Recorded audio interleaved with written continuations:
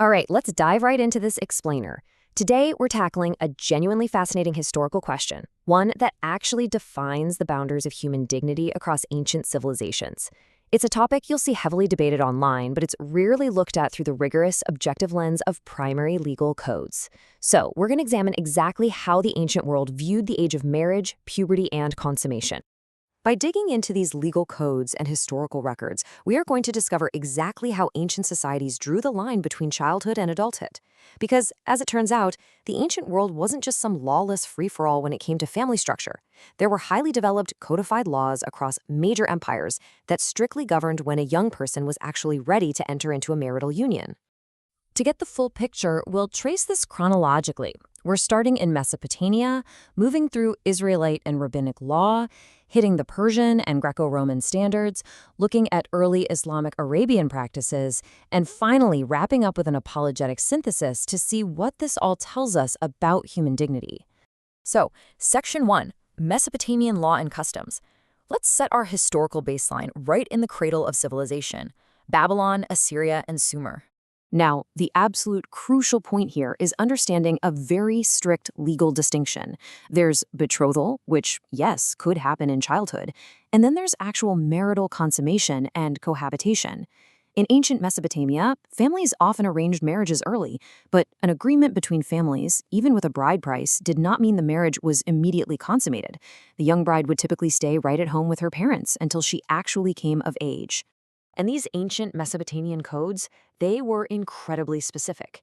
They explicitly tied legal maturity and the permission for consummation to the biological onset of physical puberty, which usually meant around ages 12 to 14. You look at the Code of Eshnunna, dating all the way back to 1900 BC, or the later Middle Assyrian laws, and they show us that the legal capacity to perform valid acts, like consummating a marriage, was deeply tied to physical maturity. A minor simply did not possess the legal capacity to act independently. This wasn't just a cultural suggestion, it was literally the law. Moving on to Section 2, Israelite and Rabbinic Law. Let's see how this concept evolved into the Israelite, Judean, and Rabbinic frameworks to establish what we call the Abrahamic standard. Now, peer-reviewed historical research confirms something really interesting here. Scholars like Joseph Fleischman point out that biblical law only considered someone who was physically and intellectually mature as possessing full legal capacity, or plena pubertas. The law differentiated heavily between a minor and an adult, inextricably linking legal maturity to the appearance of sexual maturity in the early second decade of life. This biblical framework for covenantal marriage explicitly gated consummation behind visible physical puberty. It defined this as the proper age of maturity in love. The prophet Ezekiel graphically describes the signs of sexual maturity of a young woman, like the development of breasts and the growth of hair, as the exact moment she reaches the age of love. Before those biological markers, physical union was simply not recognized as legitimate or appropriate. And to protect human dignity, strict rabbinic rulings weighed this carefully. They explicitly forbade fathers from marrying off their daughters before puberty and without their consent, making prepubescent consummation strictly prohibited. The rabbis deeply understood that a vow of marriage required a balance, a certain level of intellectual maturity that was directly tied to physical development. This beautifully illustrates the clear academic consensus on the matter. Legal majority and the readiness for consummation were codified at age 12 for girls and 13 for boys. At these ages, biological signs of maturity were present, and a young person was believed to have the basic intellectual capacity to understand the nature of a vow. That granted them the agency required for such a massive life step. All right, Section 3, Persian and Greco-Roman standards. Expanding our lens a bit, let's look at the vast empires of Sasanian Persia, Greece, and Rome to see if this standard held up globally. Looking across these diverse cultures, the numbers are just incredibly consistent. Roman minimums were typically 12 for girls and 14 for boys. Down in Egypt, it was 13 for girls and 16 to 20 for boys. Greek norms usually saw girls marrying between 14 and 18.